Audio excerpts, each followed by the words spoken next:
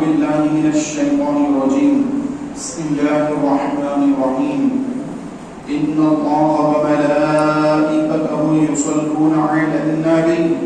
يا أيها الذين آمنوا صلوا عليه وسلموا تسليما اللهم صل على سيدنا ومولانا محمد وعلى آل سيدنا ومولانا محمد وبارك وسلم صلاة وسلام عليك يا رسول الله صلى الله عليه وسلم. حضور نبی رحمت صلی اللہ علیہ وسلم نے ارشاد فرمایا کہ قیامت کے روز میرے زیادہ قریب وہ شخص ہوگا جس نے دنیا میں مجھ پر کثرت کے ساتھ درود پاک پڑھا ہوگا. سبحان اللہ. قیامت کے دن محشر کی گرمی اور قیامت تک آنے والے سارے لوگ اپنی اپنی قبروں سے اٹھائے جائیں گے. وہ نہ جانے کتنا اربوں خربوں کا مجمع ہوگا. اتنے بھرے مجمع میں وہ شخص جو دنیا میں رسول پاک علیہ السلام پر کثرت سے درود پڑھتا تھا وہ اللہ کے رسول صلی اللہ علیہ وسلم کے قریب پہنچ جائے گا. سبحان اللہ. تو اس دن محترم بھائیوں اتنے بڑے مجمع میں کوئی کسی کو ہٹا ہٹا کر تو پہنچ نہیں سکتا. تو اس کا آسان نسخہ رسول پاک علیہ السلام نے بتا دیا کہ قیامت کے دن اگر میرے قریب ہونا چاہتے ہو تو دنیا میں رہتے ہوئے مجھ پر کثرت سے درود پڑھا کرو. سبحان اللہ. کثرت سے مراد کتنی مرتبہ درود پڑھنا؟ تو علماء نے لکھا کہ کم از کم 1000 مرتبہ، 700 مرتبہ، 500 مرتبہ یا کم از کم 313 مرتبہ بھی اگر کوئی مسلمان روزانہ درود پاک پڑھے گا قیامت کے دن اللہ تبارک و تعالی کثرت سے درود پڑھنے والوں کو جو جو برکتیں عطا فرمانے والا ہے وہ ساری برکتیں اللہ تعالیٰ اس شخص کو بھی عطا فرمائے جو روزانہ کم از کم 313 مرتبہ درود پڑھ لے. اس کے اندر بڑا درود پڑھنا ایسا کچھ نہیں ہے، جو چاہے پڑھ سکتے ہیں. چھوٹا بھی درود ہے، اگر چھوٹا درود شریف ہے جیسے صلی اللہ علی محمد یہ بھی درود شریف ہے، صلی اللہ علیہ وسلم یہ بھی درود شریف ہے. چاہے صلی اللہ علیہ محمد صلی اللہ علیہ وسلم پڑھ لیں آپ تو بھی درود شریف ہو جائے گا. 313 مرتبہ یہی درود پڑھ لیں تو بھی درود ہو جائے گا. الغرض 313 مرتبہ روزانہ درود شریف پڑھنے والا یہ دنیا میں بھی کامیاب ہو جائے گا اور آخرت میں بھی انشاءاللہ الرحمن اللہ کی رحمت سے وہ کامیاب ہو جائے گا. ایک مرتبہ مل کر حضور نبی کریم صلی اللہ علیہ وسلم پر درود شریف کا نذرانہ پیش فرمائیے. اللہم صلی علی سیدنا و مولانا محمد وعلی آل سیدنا و مولانا محمد وبارک وسلم صلاۃ و سلام علیک یا سیدی یا رسول اللہ صلی اللہ علیہ وسلم. محترم بھائیوں، ہمارے آقا مولا نبی کریم رؤوف رحیم صلی اللہ علیہ وسلم نے ارشاد فرمایا کہ جو کوئی اللہ کی رضا کے لیے اخلاص کے ساتھ مسجد بنائے گا تو اللہ تبارک و تعالیٰ اس کے لیے جنت میں محل تعمیر فرماتا ہے. سبحان اللہ. آقا نے ہم نے فرمایا چڑی کے گھونسلے کی اتنا بھی چھوٹی مسجد اگر کوئی بنا دے تب بھی اللہ تبارک و تعالیٰ اس شخص کے لیے جنت میں محل تعمیر کروائے گا. تو یہ مسجد تعمیر کرنا یہ بہت بڑی سعادت مندی ہے اور بہت بڑا اس کا ثواب ہے کہ کوئی مسلمان مسجد تعمیر کرتا ہے تو وہ مسجد تعمیر ہونے کے بعد صبح قیامت تک وہ مسجد رہتی ہے. جیسے جس زمین کو مسجد ڈکلیئر کر دیا گیا وہ 7 آسمان تک وہ مسجد کہلاتی ہے اور 7 زمینوں تک وہ مسجد کہلاتی ہے. یہ فرمایا گیا. تو پیارے بھائیوں، جو مسجد ایک مرتبہ بن جاتی ہے تو وہ زمین دوسری زمینوں سے ممتاز ہو گئی. اب اس زمین پر اللہ کا ذکر ہو رہا ہے، نماز قائم ہو رہی ہے، وہاں قرآن پڑھا جا رہا ہے، وہاں درود و سلام پڑھا جا رہا ہے، اللہ کا ذکر وہاں پر کیا جا رہا ہے، سجدے ہو رہے ہیں وہاں پر. تو وہ زمین دوسری زمینوں سے اعلیٰ ہو گئی، افضل ہو گئی. کیوں؟ کیونکہ وہ مسجد بن گئی. پیارے بھائیوں، ہمارے آقا علیہ الصلوۃ والسلام نے ارشاد فرمایا کہ جو مسجد بناتا ہے اور وہ مسجد جب تک قائم رہے گی، مسجد تو انشاءاللہ قیامت تک قائم رہے گی، تو جتنے لوگ اس میں شامل ہو جائیں گے، یعنی ایک نے نہیں بنایا، چاروں نے مل کر بنایا،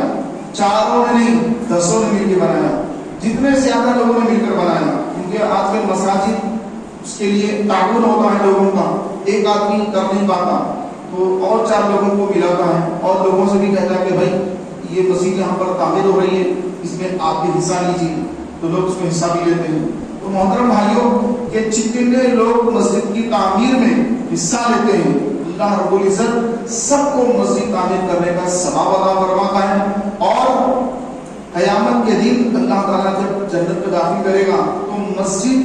بنانے کی برکت سے اس کے لیے جو محل اللہ نے تعمیر فرمایا، وہ محل میں اللہ تعالیٰ اس کو داخل فرما دے گا، کیونکہ اس نے دنیا میں مسجد بنائی۔ محترم پیارے بھائیوں، اب مسجد بنانا، اس کے اندر زمین خریدنا ہوتا ہے۔ جب مسجد نبوی شریف، حضور کی مسجد، مدینے کی مسجد نبوی صلی اللہ علیہ وسلم، جب مسجد نبوی صلی اللہ علیہ وسلم جب یہ بنانے کا سرکار اسلام نے ارادہ فرمایا تو زمین کو سرکار نے پسند فرمایا کہ اس زمین پر مسجد تعمیر ہونا چاہیے۔ چنانچہ آقا علیہ السلام نے وہ مسجد کے بارے میں لوگوں سے فرمایا کہ یہ مسجد کس کی معلوم کرو، تو لوگوں نے عرض کیا یا رسول اللہ، یہ مسجد 2 یتیم بچوں کی، جو یتیم بھائی ہیں، ان یتیم بھائیوں کی جو چھوٹے یتیم بچے ہیں ان کی زمین نہیں ہے۔ تو نبی کریم علیہ السلام نے فرمایا ان بچوں کو بلاؤ۔ چنانچہ بچوں کو بلایا گیا اور ان سے کہا گیا کہ یہ زمین آپ بیچ دیں، ہم اس پر مسجد تعمیر کریں گے۔ ان یتیم بچوں نے کہا، یتیم کس کو کہتے ہیں؟ جس کے والد نہ ہو ان کو یتیم کہتے ہیں۔ وہ بچوں کے والد کا انتقال ہو چکا تھا، والد نہیں تھے، چھوٹے چھوٹے کمسن بچے تھے، والد نہیں ہوئے۔ جب تک والد نہیں ہوئے یتیم ہیں، بالغ ہو جائیں گے یتیمیت ختم ہو جائے گی۔ تو پیارے بھائیوں، ان یتیم بچوں نے کہا، عرض کی یا رسول اللہ صلی اللہ علیہ وسلم، اگر آپ اس پر مسجد بنانا چاہتے ہیں تو ہم بخوشی اپنی زمین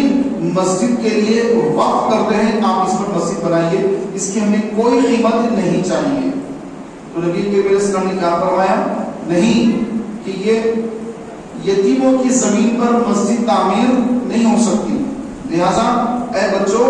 یہ زمین تم بیچ دو ہم کو، ہم اس کی کو قیمت دیں گے، اس کے بعد ہی یہاں پر مسجد تعمیر ہوگی۔ چنانچہ حضور نبی کریم علیہ السلام و تسلیم نے حضرت ابو بکر صدیق رضی اللہ تعالی عنہ سے فرمایا کہ اے ابو بکر صدیق، آپ اس زمین کی قیمت ان بچوں کو ادا کریں۔ جو اس وقت پر مدینے کی زمین کی جو قیمت آتی ہے وہ بھرپور قیمت، کچھ کمی نہیں ہونی چاہیے، بھرپور قیمت ان یتیم بچوں کو اس زمین کی آپ اپنی طرف سے دیجئے۔ تو صدیق اکبر نے کہا کہ یا رسول اللہ ضرور۔ تو صدیق اکبر آگے بڑھے اور انہوں نے وہ زمین خریدی اور وہ ساری زمین کی قیمت ان 2 یتیم بچوں کو عطا فرمائی، اور اس کے بعد اللہ کے رسول صلی اللہ علیہ وسلم نے وہاں پر مسجد تعمیر فرمائی، اور اس مسجد کا نام ہے مسجد نبوی شریف جو مدینہ منورہ میں ہے۔ تو میرے پیارے بھائیوں، اب وہاں پر جیسے آج کل مسجدوں میں جو ماربل ہوتا ہے اور لائٹیں ہیں، اتنا بہترین چھت ہے، RCC کا چھت 5,000 مسجد میں ہے، اور اتنی زیادہ آج خوبصورت مسجدیں بن رہی ہے، لیکن اس زمانے میں ایسی مسجدیں نہ تھی، بلکہ کنکری لا کر صحابہ کرام علیہ رضوان مسجد نبی شریف کے فرش پر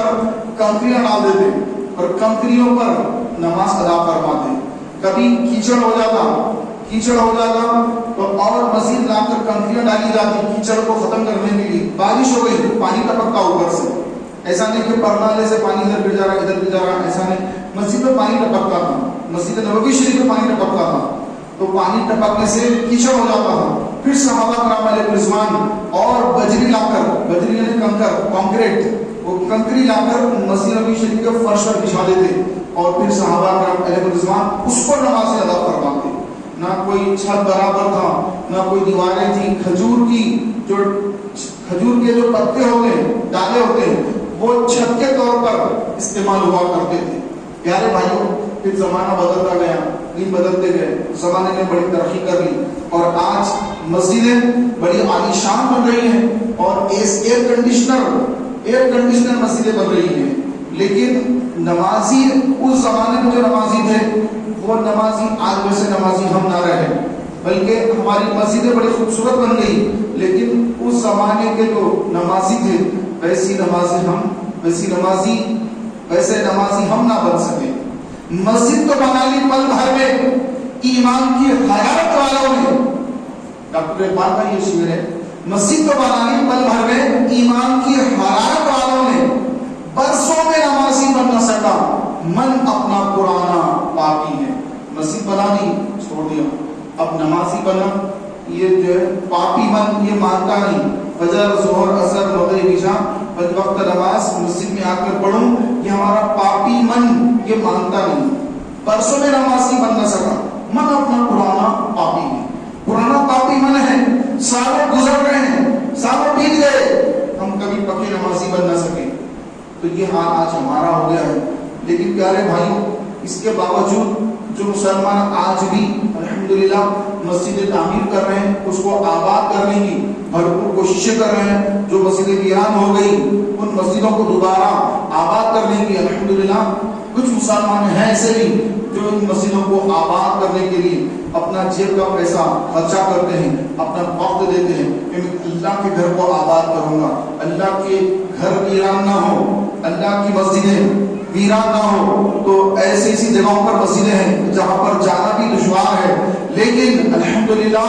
جن کے سینوں کو اللہ نے اسلام کے لیے مسجدوں کے لیے کھول دیا ہے، تو سبحان اللہ وہ کیسے کیسے ویران علاقوں میں کیوں نہ مسجدیں ہوں، مسلمان وہاں جاتے ہیں اور مسجد کی صاف صفائی کرتے ہیں، چنا پانی کرتے ہیں، وضو کا انتظام کرتے ہیں اور طہارت خانوں کا انتظام کرتے ہیں، مسجدوں میں جانی ماز بچھا کر مسجدوں کو آباد کرتے ہیں اور مسجدوں میں نماز کو قائم کرتے ہیں۔ محترم بھائیوں، جو لوگ مسجدوں کو آباد کرتے ہیں، جو لوگ راتوں میں مسجدوں کو آتے ہیں، حدیث پاک ہے کہ جو بندہ رات کے وقت مسجد کو آباد کرنے کے لیے اپنے گھر سے نکلتا ہے تو اللہ تبارک و تعالی اس کی خبر کو حاصل کر دے گا۔ رات کا وقت کون سا ہے؟ عشاء کا وقت۔ جب مغرب ہو گئی اس کے بعد عشاء کی نماز ہوتی ہے، تو عشاء کی نماز آج کل 7:30 بجے ہو جا رہی ہے کیونکہ سردیوں کا موسم ہے، جلدی ہوتی ہے۔ تو جو عشاء کی نماز اور فجر کی نماز، جب عشاء کی نماز کو بندہ گھر سے نکلے اندھیرا رہتا ہے، فجر کے لیے بندہ گھر سے نکلے اندھیرا رہتا ہے، جب مسجد سے نماز پڑھ کے باہر آتا ہے تو فجر میں اجالا ہو جاتا ہے، لیکن جب مسجد کو جاتا ہے نا تو رات کا وقت ہوتا ہے۔ وہ فرمایا کہ جو عشاء کے وقت اور فجر کے وقت مسجد کو آباد کرنے کے لیے اپنے گھر سے نکلتا ہے تو ایسا بندہ جب مرے گا جب اس کو موت آئے گی تو پیارے بھائیوں اللہ تعالیٰ اس کی خبر کو نور سے منور کر دے گا کہ یہ میرا بندہ میرے دربار کو، میرے گھر کو، بیت اللہ کو آباد کرنے کے لیے رات کو گھر سے نکلتا تھا، اب یہ اندھیری خبر میں آ گیا ہے، یہ اندھیرے میں ہے، تو مولا تبارک و تعالیٰ اس پر کرم فرما دیتا ہے اور اندھیرا دور کر دیتا ہے، خبر کا اندھیرا دور کر دیتا ہے اور اس کے لیے قبر روشن کر دی جاتی ہے۔ لیکن فرمایا علیہ السلام نے عشاء کی نماز منافق پر بہت بھاری ہے، ظہر پڑھ لے گا، عصر پڑھ لے گا، مغرب میں دیکھیں گے آپ تو تعداد مغرب میں مسجدوں میں زیادہ ہوگی،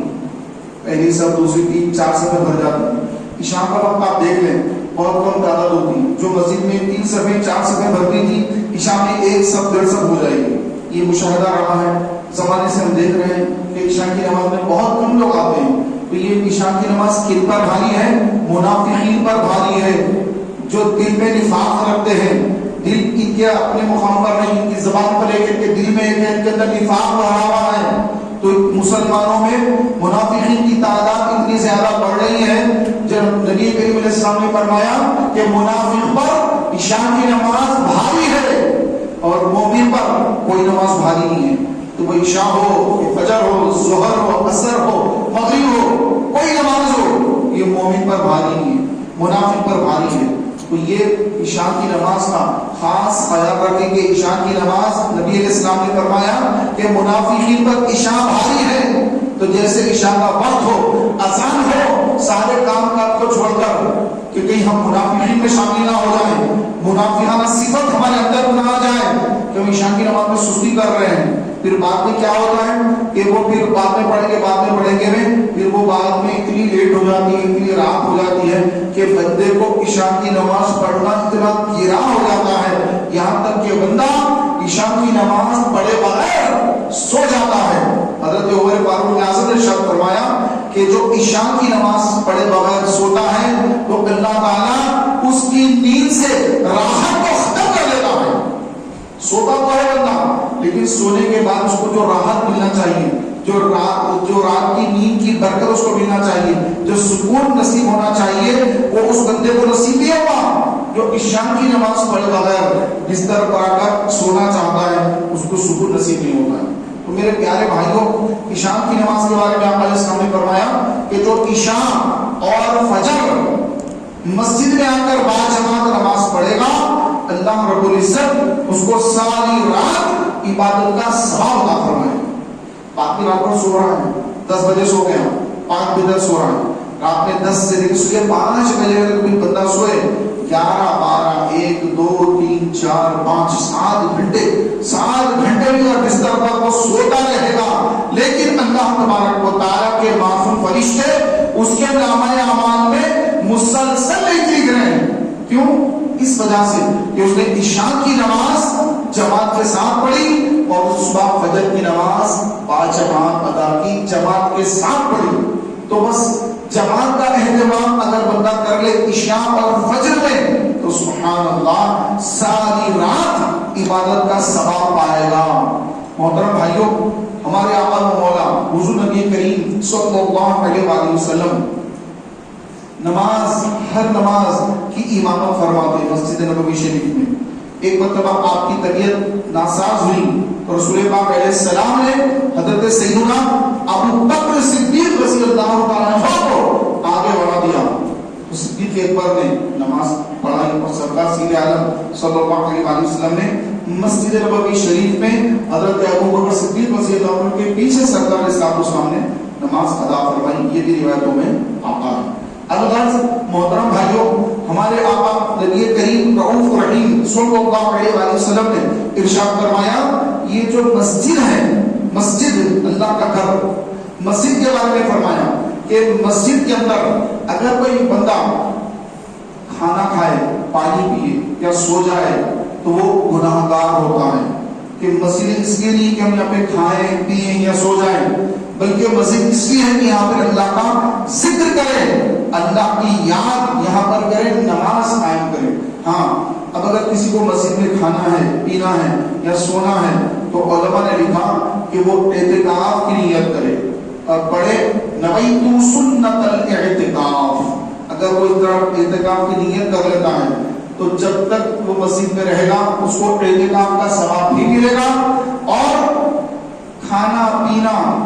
اور کچھ دیر اگر اس کو آرام کرنا ہے, سونا ہے تھوڑی دیر تو وہ سو بھی سکتا ہے. اور کوئی ضروری دنیاوی بات چیت ہے, ضروری بات چیت اگر نقصان ہو جائے گا تو کوئی ضروری بات چیت ہے تو وہ ضروری بات چیت بھی مسجد میں کر سکتا ہے اگر اعتکاف کر لیا آپ کو. اور اگر اعتکاف نہیں کیا اور مسجد میں دنیاوی باتیں کی تو یہاں پر مسجد میں دنیاوی باتیں کرنے کی وجہ سے اللہ تبارک و تعالیٰ اس کی نیکیوں کو جڑا دے گا, اس کی نیکیاں بھسم ہو جائیں گی, ختم ہو جائیں گی. جو بندہ نیکیاں کرتا ہے, نمازیں پڑھے, روزہ رکھ رہا ہے, صدقہ خیرات کر رہا ہے, بڑی مشکل سے نیکی کرتا ہے بندہ, لیکن وہ نیکی کب جلتی ہے, کب ختم ہوتی ہے, جب بندہ اللہ کے دربار میں آ کر دنیاوی باتوں میں مشغول ہو جاتا ہے. اس کی نیکیاں جل جاتی ہیں, اس کو خبر بھی نہیں ہوتی ہے کہ میں تو بڑا نیکوکار ہوں, صاحب میں تو حج کر لیا, میں تو فلاں جگہ پہ یہ نیکی کی, میں تو یہ نیکی کی, میں تو یہ نیکی کی. ارے ماشاءاللہ بہت پیاری نیکیاں کی, ماشاءاللہ بہت اچھی بات ہے. اخلاص کے ساتھ اگر نیکی کی تو نیکی قبول ہوئی, قبول ہو گئی. اب آپ کے پاس آگے نیکی نامہ اعمال میں لکھی بھی ہے, اب یہ ضائع کب ہو رہی ہے, یہ نیکی جا کر رہی ہے, یہ نیکی چل کر رہی ہے جب بندہ مسجد میں آ کر مسجد کا ادب نہیں کرتا ہے, مسجد کا احترام نہیں کرتا ہے اور مسجد میں ہنسی مذاق کرتا ہے. آقا علیہ السلام نے فرمایا کہ مسجد میں ہنسنا قبر میں اندھیرا لاتا ہے. جو لوگ مسجد میں کھل کھلا کے ہنستے ہیں, ہنس رہے ہیں بس, ارے یہ اللہ کا دربار, یہ آپ کا گھر ہے, یہ اللہ کا گھر ہے, ادب ہے, یہاں پر احترام ہے. نہیں کریں گے ادب احترام, اللہ نیکیاں دلا دے گا. جب آپ قبر میں پہنچیں گے ہم تو ہماری قبر کو اللہ اندھیری کر دے گا. کیوں؟ مسجدوں میں ہنستے تھے, مسجدوں میں مذاق کرتے تھے, ہنسی کی آواز سے بلند ہوتی تھی مسجد کے اندر. اب قبر میں پہنچا بندہ, اب قبر اندھیری اور اندھیری ہو گئی تو بتایا جائے گا کہ تو مسجدوں کے اندر ہنسی مذاق کیا کرتا تھا, ہنستا تھا, اس وجہ سے تیری قبر کو اور اندھیری کر دی. بنا دی گئی ہے تیری خبر. تو یہ فرمایا گیا. پیارے بھائیوں بندہ نیکی کرے اور نیکی کرنے کے بعد اس کو محفوظ رکھے, تو اس کو محفوظ رکھنے کے لیے مسجدوں کا ادب ضروری ہے. مسجد میں کوئی دنیوی بات چیت نہیں. مسجد میں پہلے تو بندہ اچھی اچھی باتیں شروع کرتا ہے, پھر وہ اچھی اچھی باتیں ہوتے ہوتے ہوتے غیبتوں تک چلی جاتی ہے,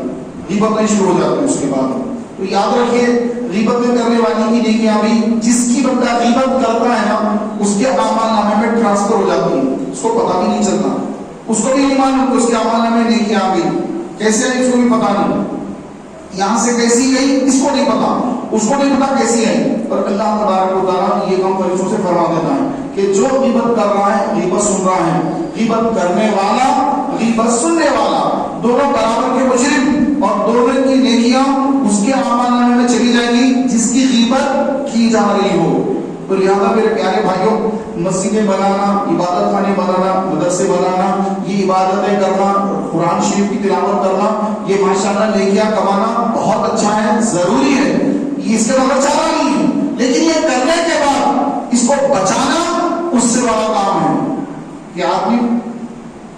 گلف کنٹری سے آتا ہے, یورپین کنٹری سے آتا ہے, مال بہت کماتا ہے,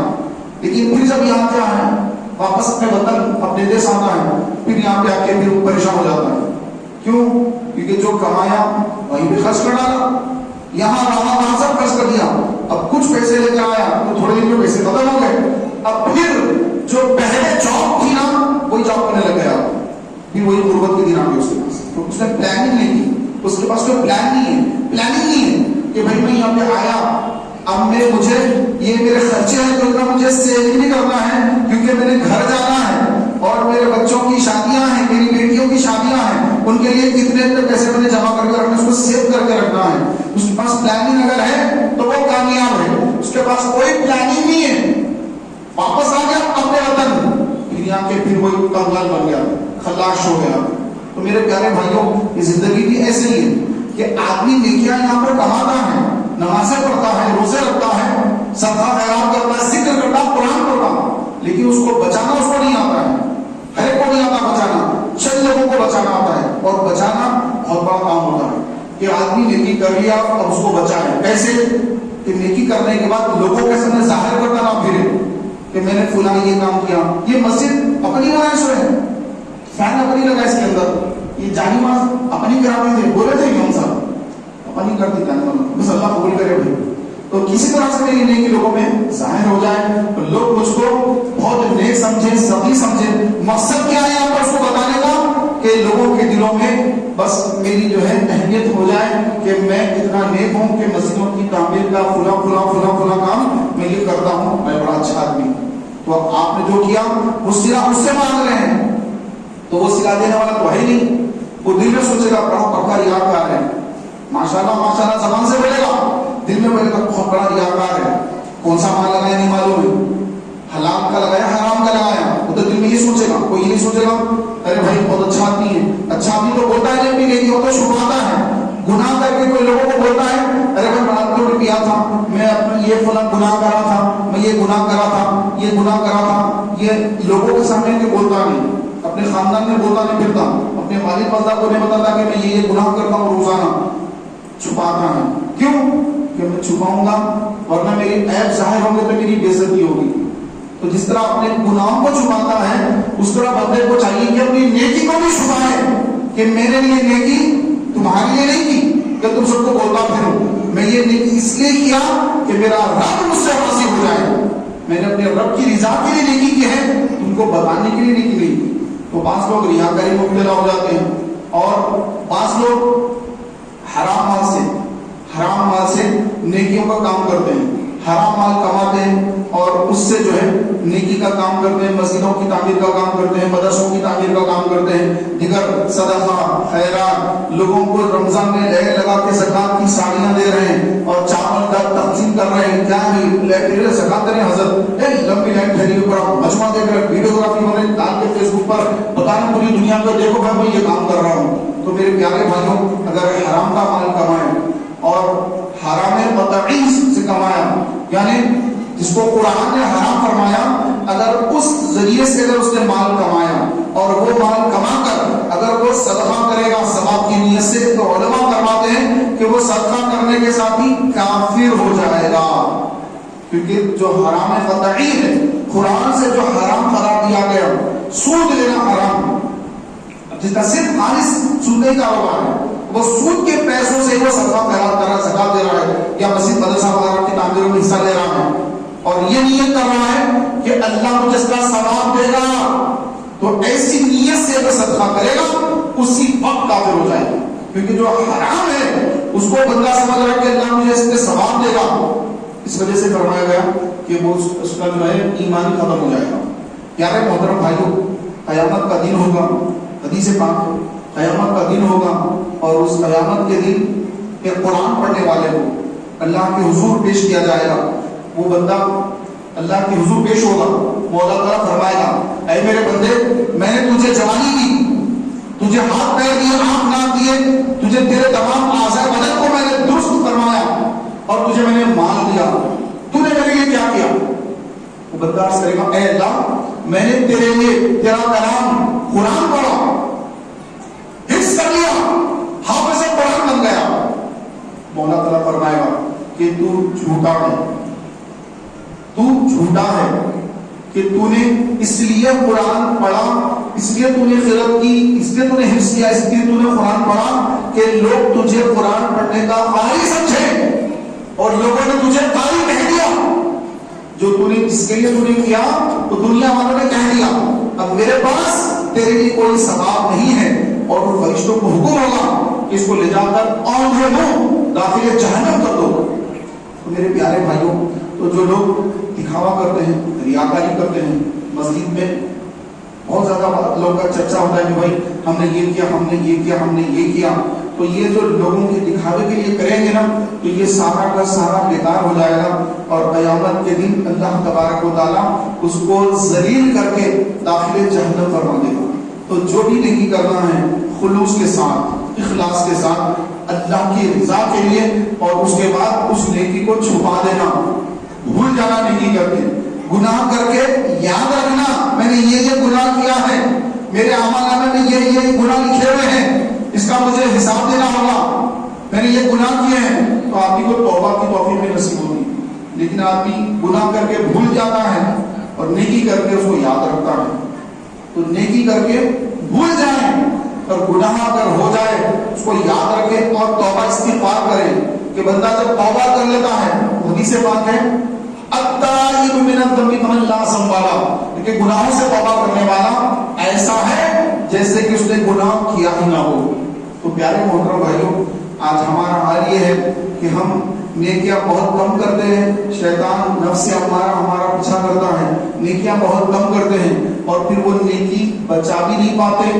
غیبتیں کر کے یا مسجدوں کا ادب نہ کر کے، مسجدوں کی بے حرمتی کر کے، مسجد میں دنیاوی باتیں کرنا اور ہنسی مذاق وغیرہ کر کے ہم اپنی نیکیوں کو ضائع کرتے ہیں۔ لوگ باتیں نہیں، لوگ تو مسجد میں جھگڑے بھی کرتے ہیں، آج کل دیکھا گیا کہ لوگ مار پیٹ کرتے ہیں، فائٹنگ ہوتی ہے مسجد کے اندر، مسجد میں گالی گلوچ ہوتی ہے، لیکن کب ہوتا ہے زیادہ؟ جب رمضان کا مبارک مہینہ آتا ہے۔ رمضان کا جب مبارک مہینہ آتا ہے تو وہ لوگ جو سال بھر مسجد میں نہیں آتے، رمضان میں نظر آ جائیں گے آپ کے کمیٹی والوں سے جھگڑے شروع کر دیں گے، یہ ایسا کیوں ہے، یہ ایسا کیوں ہے، یہ یوں ایسا کر دیے، یہ ایسا کیوں ہے، یہ کیوں ہے، یہ کیوں ہے۔ تو تقریباً مسجدوں میں ہوتا ہے، الحمدللہ یہ مسجد میں نہیں ہوتا، تقریباً مسجدوں کے اندر کمیٹی والوں کے، اور پھر یہ بیچارے جو ہے ایک رمضان کے مہینے میں آتے ہیں، چند نمازیں پڑھتے ہیں اور چلے جاتے ہیں، اور چند نمازیں پڑھنے جب آتے ہیں نا، جب ان کے جھگڑے شروع ہو جاتے ہیں، ارے وہ بچے کو کیوں بولے ایسا، ہمارا بچہ ہے وہ پیچھے کیسا کیا سب سے اس کو یہ جھگڑنا شروع کر دیتے ہیں۔ تو پیارے بھائیوں، تو مسجدوں میں دنیاوی بات چیت کرنے سے سرکار نے منع فرمایا۔ ایک شخص کی کوئی چیز گم ہو گئی تو وہ شخص اس چیز کو ڈھونڈ رہا ہے، تو سرکار نے پوچھا کیا ڈھونڈ رہے ہو، تو انہوں نے کیا اس کا کہ فلاں چیز گم ہو گئی، تو آپ علیہ السلام نے کیا فرمایا، اللہ تجھے وہ چیز نہ دلائے،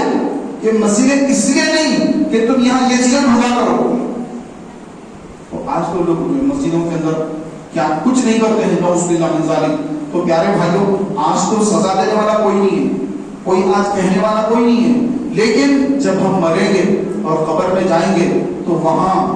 اندھیری قبر اگر ہوگی تو پھر اس قبر کے اندھیرے کو ہٹانا اب ہمارے ہاتھ میں نہیں ہوگا، کیونکہ جو ہمارے ہاتھ میں اب ہے وہ جب نہیں ہوگا۔ اب اللہ نے اختیار دیا ہے کہ جو کرنا ہے کرو، نے اختیار دیا تم کو، جو کرنا ہے کرو۔ مسجد میں بیل بھی کرتے، گالی دیتے تو، جھگڑا کرتے کرو، جو کرتے کرو، ادب کرتے کرو، ادب نہیں کرتے مت کرو۔ جب تم میرے پاس آؤ گے تو میں تم سب کو تمہارا صلہ دوں گا۔ تو وہاں مولا تعالیٰ ہمارا صلہ دینے والا ہے۔ تو لہٰذا جب اللہ نے ہم کو اختیار دیا ہے تو اختیار سے ہم مسجدوں میں جب آئیں ادب احترام کے ساتھ ہیں۔ حضرت سیدنا سفیان ثوری رحمۃ اللہ تعالیٰ علیہ بہت بڑے اللہ کے ولی ہیں، مسجد میں داخل ہوئے تو مسجد میں داخل ہونے کا طریقہ سنت یہ ہے کہ اللہم افتح لی ابواب رحمتی پڑھ کر سیدھا قدم مسجد میں رکھنے کا حکم دیا ہے، اس سنت مبارکہ۔ تو اب وہ جب مسجد میں داخل ہوئے تو توجہ نہیں تھی، تو سیدھا قدم رکھنے کے بجائے آپ کا الٹا قدم مسجد میں پہلے آ گیا۔ تو غیب سے آواز آئی، اے ثور، ثور کہتے ہیں عربی میں بیل کو۔ تو اللہ کی طرف سے تنبیہ ہوئی کہ اے بیل، کیا مسجد میں یوں ہی آتے ہیں؟ تو آپ پر کیفیت تاری ہو گئی کہ میں جو ہے الٹا پیر مسجد میں رکھ دیا پہلے، جبکہ سیدھا قدم رکھنا چاہیے تھا۔ لیکن یہ تنبیہ جو رب تعالیٰ نے فرمائی آپ کو بڑی پسند آئی کہ اللہ نے مجھے بیل کہا، تو آپ نے اپنے نام کے ساتھ، آپ کا نام تھا سفیان، تو آپ نے اپنے نام کے ساتھ سور جو ہے ثور بیل، تو اس کی نسبت سے ثوری رکھ لیا، سفیان ثوری رحمۃ اللہ تعالیٰ۔ تو اب ہم جیسے لوگ ہم بھی مسجدوں میں آ جاتے ہیں، الٹا قدم سیدھا قدم کچھ نہیں، بس مسجد میں آتے تو شیطان اٹھا کے پہلے الٹا قدم میں رکھتا ہے۔ اکثر دیکھیں گے آپ کوئی مسجد میں آ رہا ہے اس کو دیکھیں پیر کیسا رکھتا ہے۔ 90% لوگوں کو آپ دیکھیں خالی بس دیکھتے جائیے کون کون مسجد میں آ رہا، تو تقریباً لوگ الٹا قدم رکھ کے مسجد میں آتے ہیں۔ محمد جنگی میں دیکھتے ہوئے سیدھا مسجد میں آیا تو الٹا قدم رکھ کے۔ تو یہ جو ہے اللہ والے جو ہیں ان سے ذری سی بھی سنت کی ادائیگی میں اگر کوتاہی ہو جائے تو مولا تبارک و تعالیٰ اسی وقت ان کو تنبیہ فرماتا ہے، کیونکہ ان کا مقام بڑا بلند ہوتا ہے، بلند مقام پا چکے ہوتے ہیں۔ اور ہم جیسے لوگ نہ کوئی مقام ہے نہ ہمارا کوئی مرتبہ ہے، ہم الٹے قدم رکھ کے آئیں، اس کی دیکھ برک کرائیں تو ہمیں کوئی تنبیہ نہیں ہوتی ہے۔ کیوں؟ ہمارے اعمال نامے میں گناہوں کا انبار ہے اور ان کے اعمال میں کوئی گناہ نہیں ہے، ثواب کا انبار ہے۔ تو اتنا بلند مقام مرتبہ پانے کے بعد اگر کوئی الٹا قدم مسجد میں رکھے تو اللہ کو یہ ناپسند ہوا، اور اللہ نے اپنے اس ولی سے یہ فرمایا کہ اے بیل، کیا مسجد میں یوں آتے ہیں؟ بیل کی طرح آتے ہیں مسجد میں، خبر نہیں کہ مسجد میں آ رہے ہیں۔ تو آپ نے اسی وقت نام رکھ دیا سفیان ثوری رحمۃ اللہ تعالیٰ۔ آج دنیا ان کو سفیان ثوری کے نام سے جانتی ہے۔ تو الغرض پیارے بھائیوں، جب مسجد میں آئیں مسجد کا ادب کریں، وضو کر کے لوگ آتے ہیں۔ عموماً آپ دیکھیں مغرب کی نماز کے ٹائم پر جب مغرب کی نماز ہوتی ہے، کیونکہ مغرب کی نماز دیکھتے دیکھتے اذان ہوتی ہے اور سنتوں کا وقفہ نہیں ہوتا ہے، اذان ہوئی اقامت ہوئی، لوگ جلدی جلدی آتے ہیں، تو اس وقت آپ دیکھیں وضو خانے پر لوگ وضو کرتے ہیں اور پہلی سب مل جائے گا، ایک رکعت چھوٹ نہ جائے۔ امام صاحب پڑھا رہے ہیں، چھوٹا سورہ ہے بڑا سورہ ہے، جب دیکھتے کہ چھوٹا ہے تو جلدی جلدی وضو کر کے پانی ٹپکتے رہتا ہے، ہاتھوں سے پانی ٹپک رہا ہے، چہرے سے پانی ٹپک رہا ہے، اور پورا فرش مسجد پر وہ پانی گراتے ہوئے مسجد میں آ جاتے ہیں۔ اور جو مسجد کی جو انٹرنس ہوتی ہے، دروازہ جو جہاں سے لوگ انٹر ہونے ہوتے ہیں، وہاں پر اس طرح کچا ہوتا ہے کہ کچھ یہاں پر کچھ پانی کا کچھ کام ہوا گیا، اتنا کچا ہو جاتا ہے۔ تو یاد رکھیے شرعی مسئلہ کر رہا ہوں کہ وضو کا پانی اگر اپنے جسم اپنے کپڑوں پر اگر گرے مکروہ تنزیہی ہے، کوئی گناہ نہیں ہے، لیکن اللہ تعالیٰ کو پسند بھی نہیں ہے۔ لیکن جو بندہ وضو کا پانی مسجد کی فرش پر گراتا ہے تو یہ پیارے محترم بھائیوں گناہ ہے۔ مسجد کی فرش پر اگر پانی وضو کا پانی کے قطرے زمین پر گراتا ہے، مسجد کی فرش پر گراتا ہے، یہ مکروہ ہے، تحریمی، حرام کے قریب ہے۔ لوگوں کو پتہ ہی نہیں، ارے یہ تو وضو کا اچھا صاف پانی ہے، مسجد پہ گرا تو کچھ نہیں ہوتا، ایسا سمجھتے ہیں لوگ۔ اور ان کی داڑھی وغیرہ سے بھی جو پانی ٹپکتے رہتا وضو میں، جب سجدے میں جاتے ہیں رکوع کرتے تو ٹپک رہا ہے، سجدے میں جا رہے تو ٹپک رہا ہے، تو اپنے پاس ایک رومال وغیرہ رکھیں، وضو کرنے کے بعد اپنے رومال سے چہرے وغیرہ کو پوچھیں، اتنا بھی نہ پوچھیں کہ بالکل سوکھ گیا، بلکہ تھوڑی تھوڑی تری کچا پن تری باقی رکھے. کہ آقا علیہ السلام نے فرمایا کہ وضو جو بندہ کرتا ہے تو اس کے چہرے پر جو پانی ہوتا ہے وہ پانی کل قیامت کے دن اس کے نیکیوں والے پلڑے میں ڈال کر اس کو ڈولا جائے گا. تو بالکل جو ہے سوکھا نہ دے بلکہ تھوڑی تھوڑی تری باقی رکھے, اور اتنا زیادہ بھی نہیں کہ اس پانی ٹپک رہا ہے, تو دونوں کے بیچ میں رکھے, اوسط انداز میں رکھے. اللہ تعالیٰ کی بارگاہ میں دعا ہے کہ مولا تبارک و تعالیٰ ہم سب کو کہنے اور سننے سے زیادہ اخلاص کے ساتھ اعمال صالحہ کرنے کی سعادت عطا فرمائے. آمین یا رب العالمین بجاہ نبی الامین صلی اللہ علیہ وسلم. یہ کیلنڈر ہے 2025